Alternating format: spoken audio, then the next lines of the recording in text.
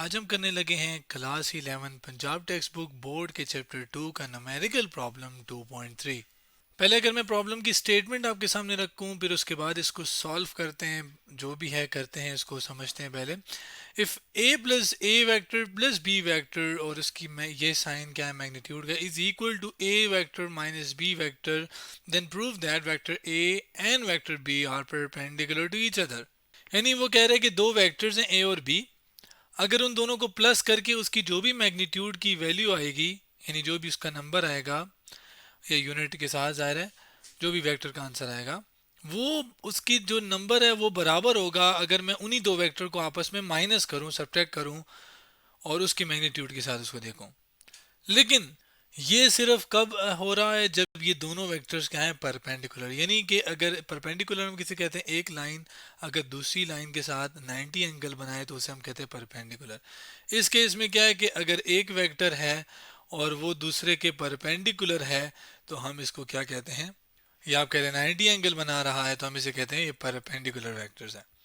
अब इस चीज़ को मैं ज़रा आपको एक एनिमेशन से पहले, बल्कि मैं आपको आम वेक्टर की बात करूं तो वेक्टर क्या होता है जिसकी मैग्नीट्यूड प्लस डायरेक्शन होती है। जैसे अगर आप किसी चीज़ के ऊपर फोर्स लगाएं, ताकत लगाएं, तो फोर्स किस तरफ लगा रहे हैं, फर्ज करें इस तरफ, इस दीवार के ऊपर इस तरफ फोर्स लगा रहे हैं, तो ये जो फोर्स है ये कितनी लगा रहे हैं, फर्ज करें 20 न्यूटन। न्यूटन उसका यूनिट है, 20 कितना मैग्नीट्यूड, तो ये 20 न्यूटन किस तरफ लगा रहे हैं, ये तो मैग्नीट्यूड हम कहेंगे 20 न्यूटन को, डायरेक्शन को हम कहेंगे कि वो इस तरफ फोर्स लग रही है।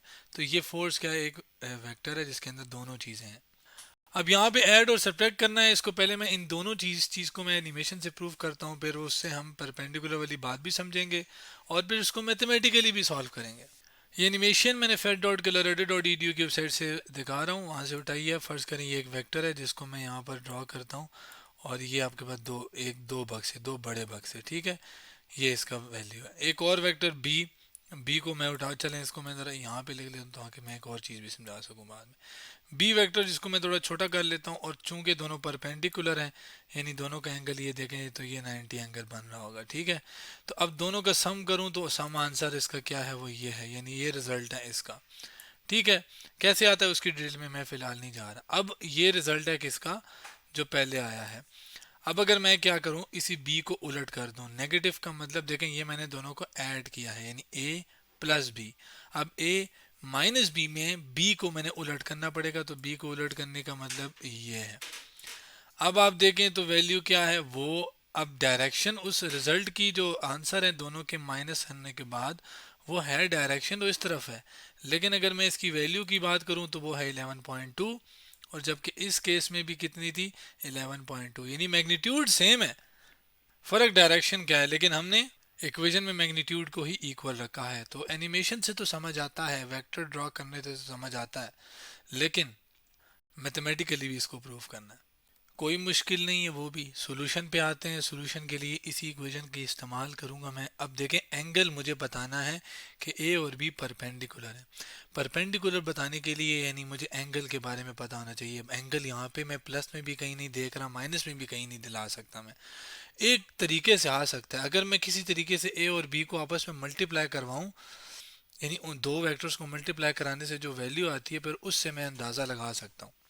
मिसाल के तौर पे फ़र्ज़ करें अगर ए और बी आपस में कुछ इस तरीके से मल्टीप्लाई हो गए कि आंसर आपके पास इनका वेक्टर की बजाय सिर्फ स्केलर आया, स्केलर यानी सिर्फ मैग्नीट्यूड अगर आई, या सिर्फ चले मैं मैग्नीट्यूड देखना चाहूँ, जो कि आपके पास क्या पेयर होती है, a b cos of theta. ये ए उस ए वेक्टर की मैग्नीट्यूड होती है, बी उस बी वेक्टर की मैग्नीट्यूड, कॉज एंगल, ये जो एंगल है ये दो वेक्टर्स के बीच का एंगल होता है। तो मेरे लिए ये अगर मैं कहीं से पैदा कर लूँ तो मैं फिर निकाल सकता हूँ आसानी से। वो करने के लिए मैं क्या करता हूँ, थोड़ा दिमाग यूज़ करता हूँ, दोनों साइडों पे स्क्वायर ले लेता हूँ, यानी स्क्वेयरिंग बोथ साइड। अब वो करने से क्या होगा कि ए प्लस बी और इधर भी स्क्वायर हो जाएगा, ठीक है। लेकिन याद रखिएगा ये मैग्नीट्यूड पे बात हो रही है, यानी उसका डायरेक्शन से हमें कोई गर्ज नहीं है। इधर भी क्या हो जाएगा, ए, ये माइनस है तो इसको ठीक कर दिया, और ये माइनस बी का होल स्क्वायर, और ये इसकी मैग्नीट्यूड पे बात हो रही है। अब ए वेक्टर को मैं ऊपर एरो नहीं लगा रहा, ए वेक्टर एरो वाले के साथ आप उसको ए की जैसा समझें, क्योंकि बार बार ड्रॉ करना से अच्छा है कि बस हम सिर्फ ए ही लें। जहाँ पे मैग्नीट्यूड होगी वहाँ पे ये दो लाइनें मैं लगा लिया करूँगा। अब ये एक फार्मूला अगर ओपन करें स्क्वायर का तो वो होता है a plus b whole square का होता है a square plus b square plus 2ab। अब ये दोनों वेक्टर्स मल्टीप्लाई हो गए ना। चूंकि मैं सिर्फ मैग्नीट्यूड देखनी है तो इनको मैं डॉट प्रोडक्ट यानी इन दोनों का ऐसे प्रोडक्ट लूंगा जो मुझे आंसर सिर्फ मैग्नीट्यूड दे, जिसको मैं कह सकता हूँ कि वो क्या दे, वो डॉट प्रोडक्ट हो जिसे हम कहते हैं। यहाँ पर ये भी इसकी भी मैग्नीट्यूड है, यहाँ पर इधर भी मैग्नीट्यूड है, इधर इसको ठीक कर देता हूँ, जबकि इधर भी क्या है, मैग्नीट्यूड ही है।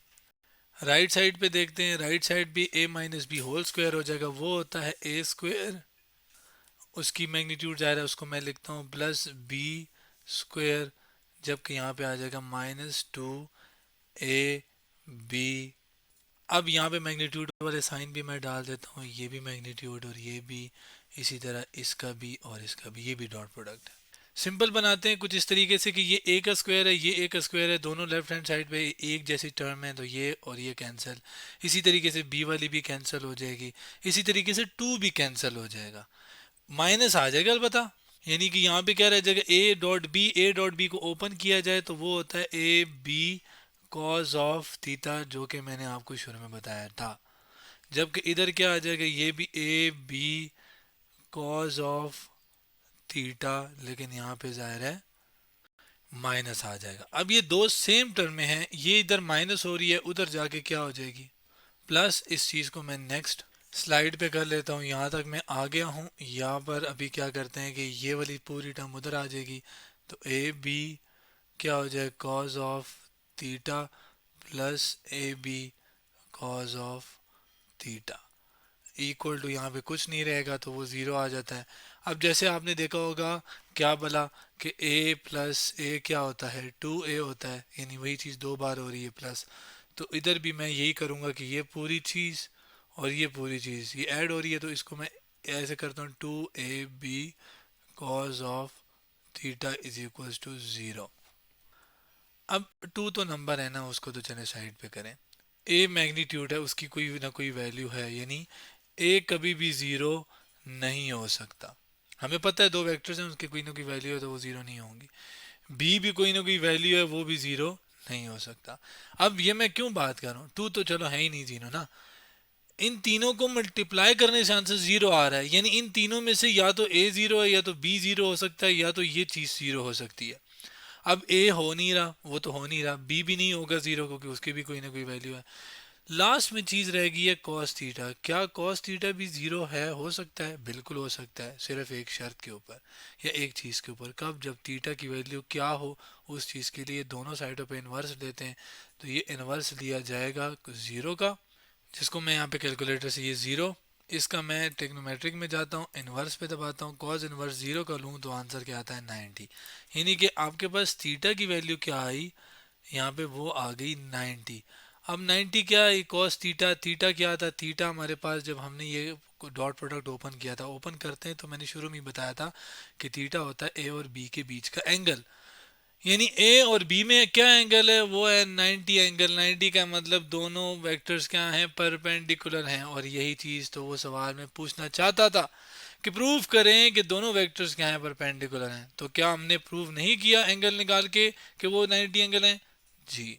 और इसको हमने डायग्राम से भी प्रूव किया था कि अगर दो वेक्टर्स हैं आपस में 90 एंगल बनाते हैं तो उनको ऐड करने से और उनको सब्ट्रैक्ट करने से जो उनके वैल्यू आती है वो मैग्नीट्यूड की वैल्यू सेम रहती है, अलबत्ता डायरेक्शन चेंज हो सकती है। तो वही चीज़ यहाँ पे भी लिखी हुई है। तो आज हमने क्या किया, क्लास 11 के Punjab text book board chapter 2 का न्यूमेरिकल प्रॉब्लम 2.3 को सॉल्व किया।